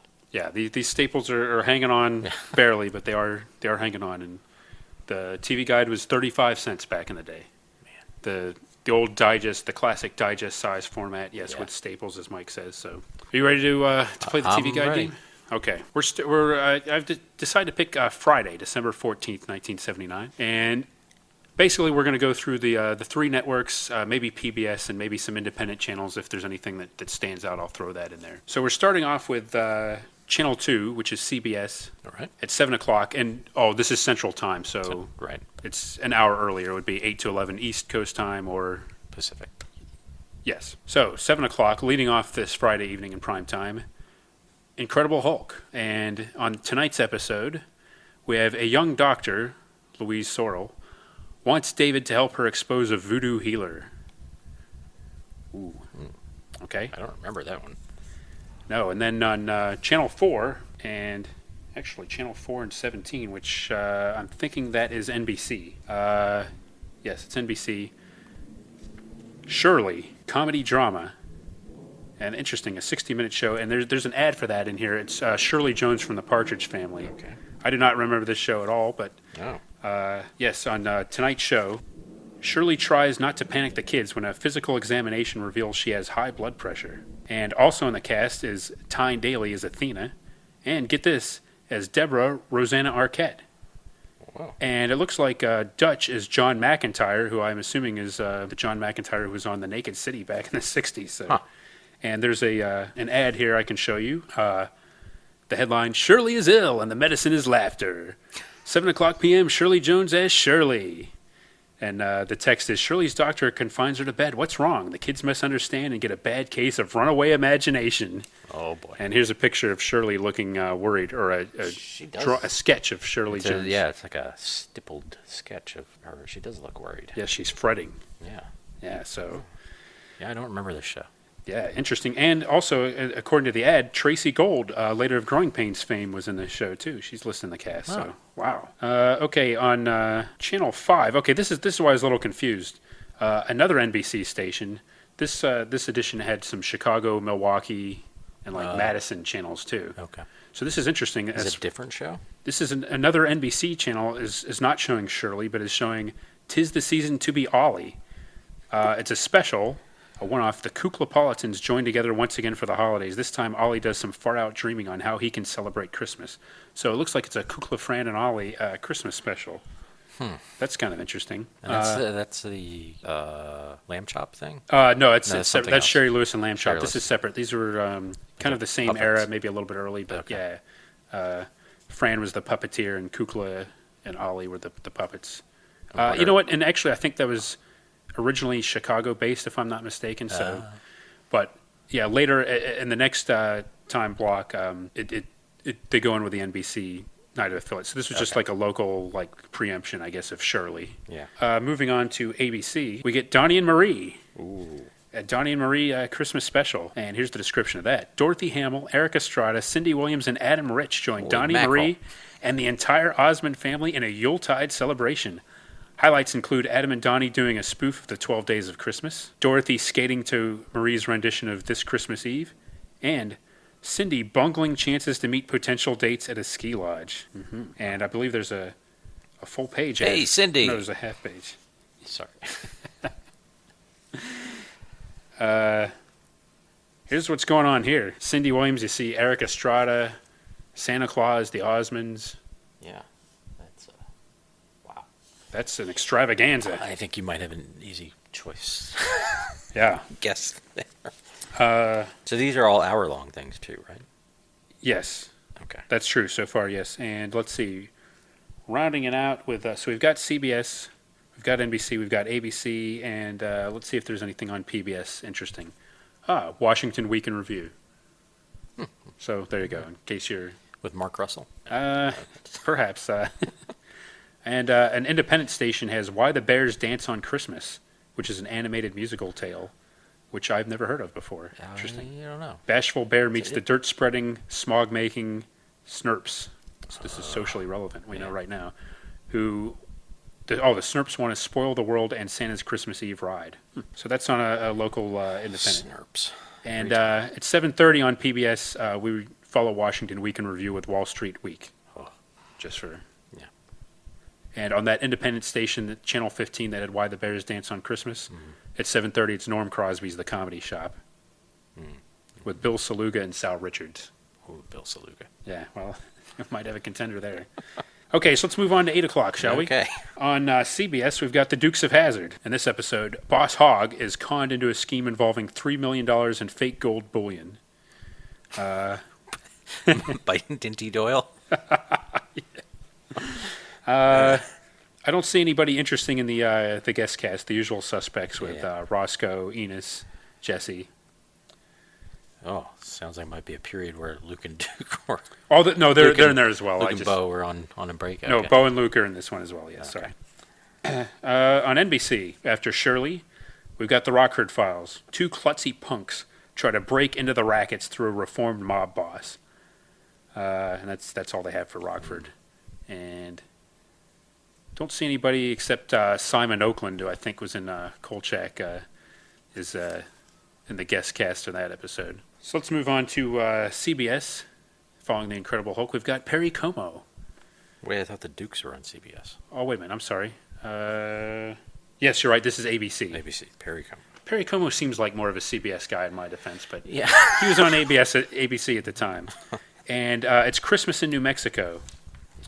And actually, they give this one a close-up. Oh. It's Como is joined by Anne Murray, Buffy St. Marie, Joyce DeWitt, and Greer Garson in Land of Enchantment settings that include the plaza in Santa Fe, where craftsmen display their work, flamenco dancers perform, and a high-kicking chorus interprets a number called Why Do They Call It Chili When It's Hot, Hot, Hot? A ghost town that's spruced up for holiday festivities and an Indian reservation where descendants of the cliff-dwelling Puyes celebrate the season with ceremonial dances. And it looks like Joyce DeWitt is in there. Anne Murray singing Silver Bells, Broken Hearted Me, Star Walker, We Need a Little Christmas, all kinds of songs there. Yeah. And there's an ad for that one, but I'll show you that one in a minute because there's another special following this one apparently on the same channel. Okay. And on PBS, Chicago Week in Review. A lot of weeks in review here. Yeah, PBS is really, they're summing up the whole week for you Yeah. at the end of the week. And following that, Black and White by Chance. Students from Chicago's Morgan Park High School give their viewpoints on school desegregation. This is 1979. Hard hitting. Yeah, that's Hosted by Marvin Kalb. it's. I don't see that, No, but this is it is. PBS, so it could well be. But man, 1979, they're still talking about desegregation. Yeah. That's kind of sad. But okay, so that takes us to 9 o'clock, where on CBS we get Dallas. Bobby fears that Pam has become obsessed with Sue Ellen's baby. JR drilling for oil hits a gusher. That seems kind of odd to me. I mean, I'm assuming that's not a metaphor of some kind, but he's out in the field like He's an oil man. Yeah, but it makes it sound like he's out there, with a tank top on and a hard hat, actually drilling for oil. Maybe he is. Maybe he's got a little of that. I don't know Dallas well enough to know, but a little of that old oil man spirit. Could Where be, you go and because, dig the oil first. Like the patriarch of that family seemed kind of like a rough and tumble guy, right? That's true. I would like to see JR with that 10-gallon hat out there Yeah. in an oil field Like, drilling for oil. but still being like just like, oh, hey, it's a gusher. Yeah. Oh, look at that. Seducing some Of course. the one woman working on the Yes. crew. Right. So that's CBS, and doesn't seem to be anything interesting about that one other than the description I gave you. Yeah. On NBC, the short-lived series Eyeshide. The public outcry over a one-day rash of bank robberies puts intense heat on the department, and Eyeshide is Joe Don Baker. Cool. And How do you wait a minute spell now. that? Eischhied, crime drama. Now let me tell you something else here that, wow, this is interesting. Playing Kimbrough in the cast is Alan Fudge. Oh. And in the guest cast, Joyce is played by Belinda J. Montgomery, who, if I'm not mistaken, she was also on Man from Atlantis with Alan Fudge. She was the Yes. the female lead. Yes, I think she was. So Wow. Maybe some of the same producers. it could be. This is like it's a little When Man is from this? Atlantis rerun. What year is this again? 1979. 79, and Man from Atlantis was like 78 or 77. Yeah, I think a year or two before this. Yeah, Yeah. so it's like a little mini reunion. Ah, Just saying, just pointing that out. interesting. Moving on to ABC. Merry Christmas from the Grand Ole Opry House. From Nashville, hosts Robert Urich and Lonnie Anderson welcome musical guests Larry Gatlin, the Gatlin brothers, like how they'd list them separately, Barbara Mandrell, Louise Mandrell, Well, only two of them. the Mandrell Statler sisters. brothers, Wendy Holcomb, Ronnie Millsap, and the Smoky Mountain Kids. In a scene commemorating a Civil War Christmas, Robert sings and recites Henry Wadsworth Longfellow's I Heard the Bells. Wait, who does that? Robert Urich. Robert Urich. Huh? Yeah. Oh. Man, that man could do it all. God. And PBS has a documentary called Home. This documentary explores the meanings of home and family for 4 families at telling moments: birth, aging, marriage, and death. That sounds like a ball of fun. Yeah, it's the Keane family. Yeah, exactly. All right, now, in the interest of full disclosure, here's an ad for Dallas. Pam takes over as mother. A frightened Sue Ellen rejects her child, and Pam is obsessed with motherhood. And it asks, does Sue Ellen love her baby? And there you can kind of see. We'll scan this later for everybody. But I can't tell from that ad. if Sue Ellen loves her baby or Yeah, not. I don't even know which. It looks like Pam is Victoria. Pam is holding. Principal, Yeah, right? she's holding the baby, and Sue Ellen is looking at like, why are Yeah. you holding my baby? Right. It's It's very also common. looking a little bit like these 2 photos are unrelated. Yeah, yes, it does look like that, doesn't it? All right, now there's the ads for the ABC night of Christmas, Perry Como's Christmas in New Mexico, and right below that is Merry Christmas from the Grand Ole Opry House, and it says, country music's biggest stars bring you a swingin', singin', foot stompin' holiday special. And we see a smiling Robert Urich and Lonnie Anderson looking like the most attractive pair of co-hosts you'd ever want to see. And Perry Como. Perry Como ain't looking too bad either. Oh, your fingers on his face. Oh, sorry. My apologies. Yeah, he looks very Perry Como. He does. Joyce DeWitt getting billing over Greer Garson and Anne Murray there, too. So, Joyce DeWitt from Three's Company. yes, indeed, the very same. So All right, I think I need to make my decisions. Would you like to see the TV guide for visual aid or any... No, I'm. All right, so let's see here, folks. What do I think Mike will pick in each of these? There's some tough choices here, actually. I should mention that for any new listeners, you're certainly welcome to play along in this portion of the... Yeah, I think we've given you enough time to get a Yeah. pencil and paper and write down. So, Yeah. and also feel free to rewind too if you need to hear Right. those choices again. And if you're driving, feel free to do any of those things too. Yeah, exactly. Why not? Right. Even one of those little pads on your dashboard for jotting down ideas. Yes. Yeah. Um, I'm going to tell you one of these hours is really tough. yeah, there's some interesting choices here, and there's. It's very tough for me too. I don't know here. I think I know which hour I've made my decisions. we're picking. Okay, let me make sure that I write down my choices so that again to preserve the integrity of the game, of course. Now I've got one more decision to make, and I think I've. Wow. Okay, so I've got we got 7 p.m. to 10 p.m. covered, and I've written down and taken the time to put them in a sealed envelope, which I don't know why I did that because I'm just gonna have to rip it back open in a minute here. Right. But the point is, I've made my choices. Are you ready to reveal what you picked? I am. Yeah. Okay, it's 7 p.m. What did you go Am I with? revealing or are you revealing your guess? Oh, Don't remember how we did. I think you should reveal your guess. yes. and I'll Okay, tell that's you. good. Yeah, And then yeah. you can, okay, it's 7 p.m. I picked. I figured that you would pick the Incredible Hulk. Really? I thought I tipped my Santa hat to that. No, I definitely went for the Donnie and Marie.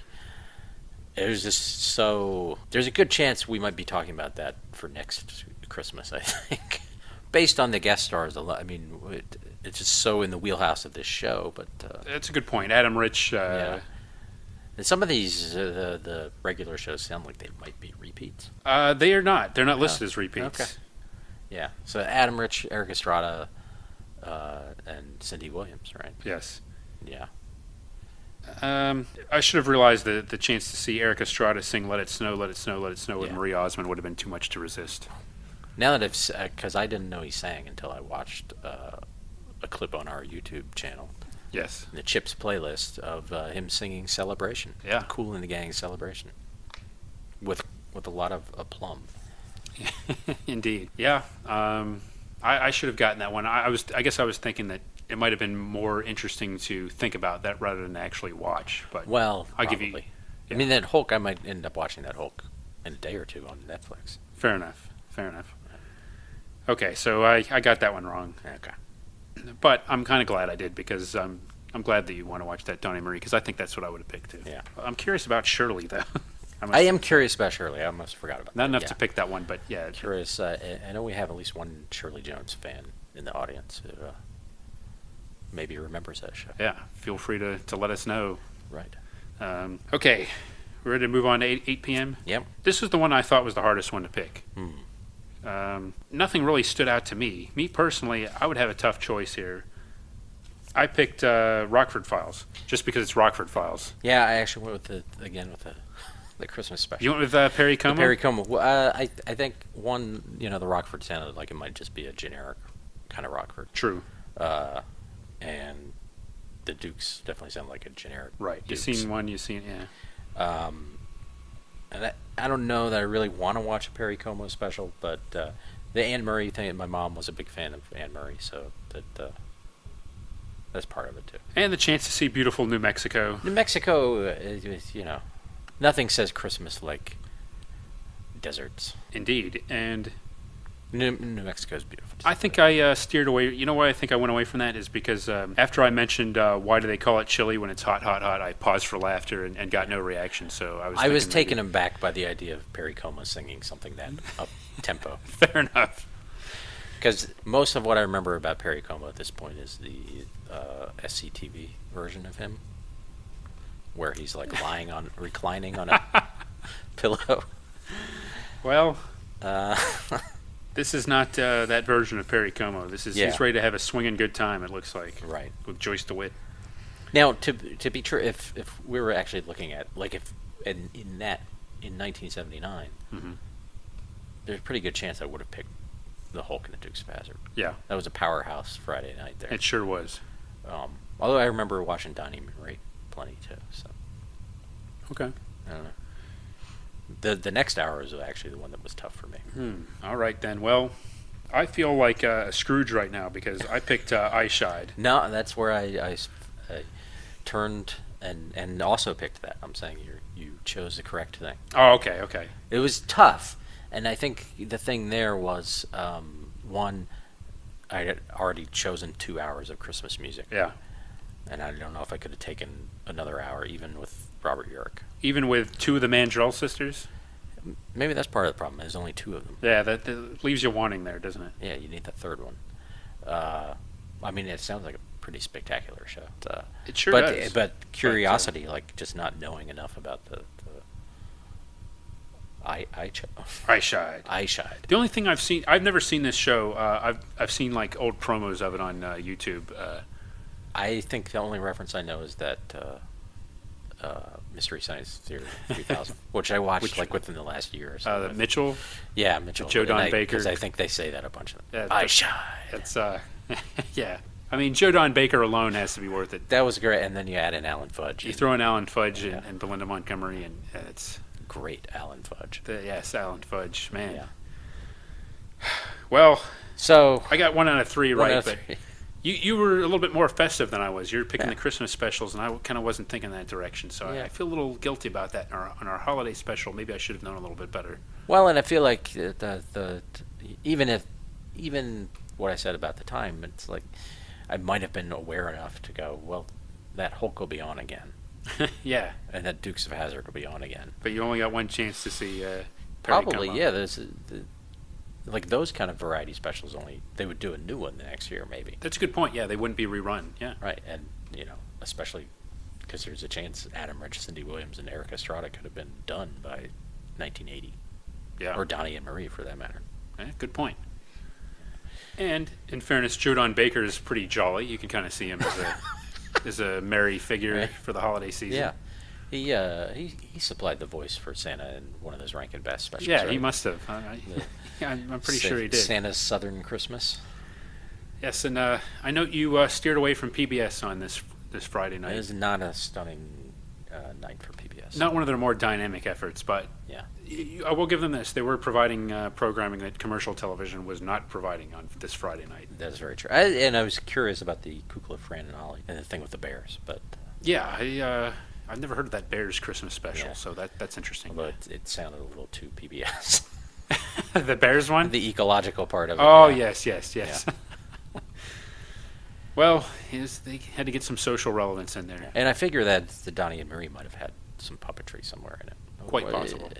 Was that a Sid and Marty Krofft? I think the show, they did a there's a TV show connection. that I think was, but I don't know about these specials. Oh, okay. Perhaps. Yeah. Perhaps. I just don't know. We may find out next year. Right. Well, Another. well played, Mike. Yeah. Well played. Yeah. I think it's a. You would have had a remarkable pre-Christmas night of viewing with these choices. So Yeah. Based on glancing at that cover, I think TV Guide thinks Phil Donahue is the best. he definitely has the prime Yeah. the prime location. He's holding like a microphone that's gleaming, like his microphone that he carried around. It's almost like he's trying to hypnotize me. Yeah. It's a little jarring now that I look at it closer. Is the collar there?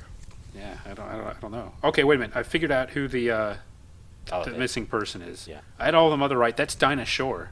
That's Dinosaur. It does not look like Dinah Shore. It actually looks to me like current longtime ESPN Sports Center anchor Linda Cohn is who it looks like to me. Huh.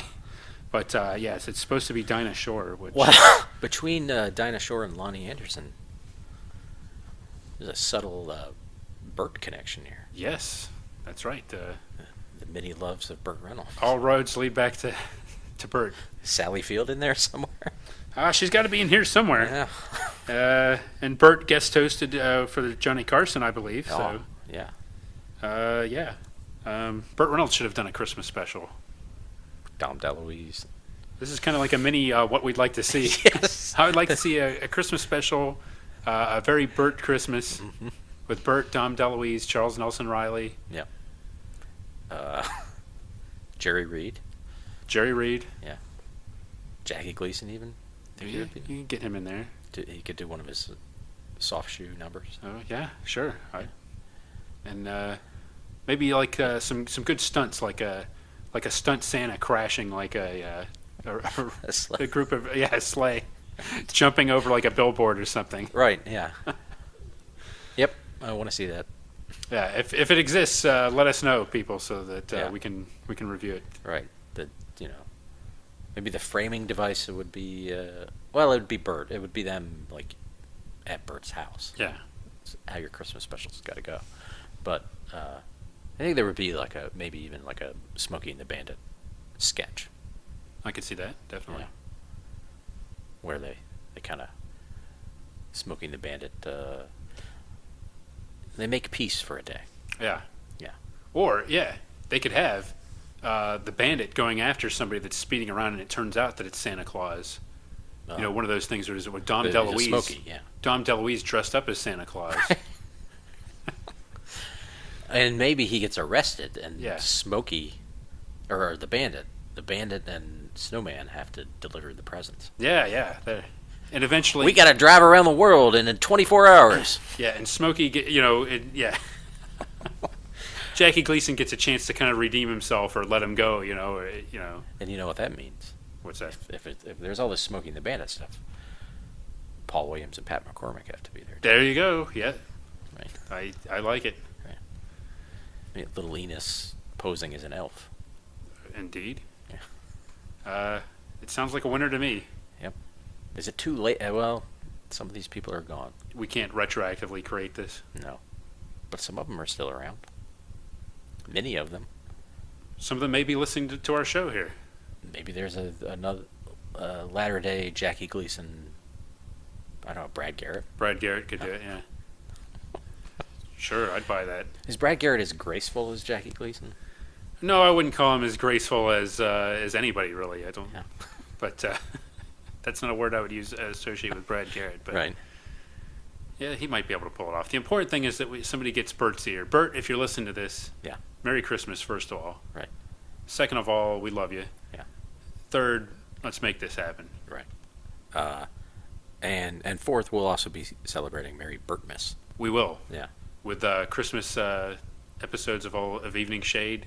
Yeah. It's a little outside our timeline for the podcast, but that doesn't Right. mean we can't enjoy it. That's right. And maybe a B.L. Stryker Christmas mystery.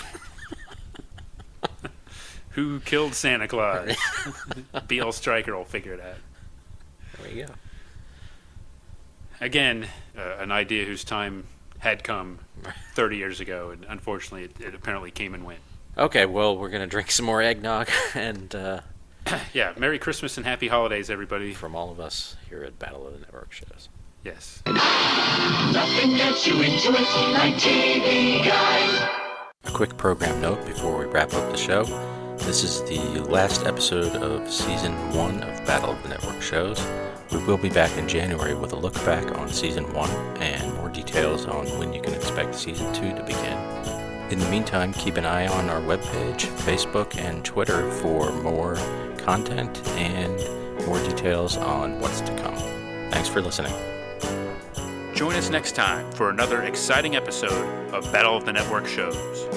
Learn more, leave feedback, and suggest future episodes at battleofthenetworkshows.com. Follow us on Twitter at BatNetShows, and like our Facebook page, facebook.com/battleofthenetworkshows.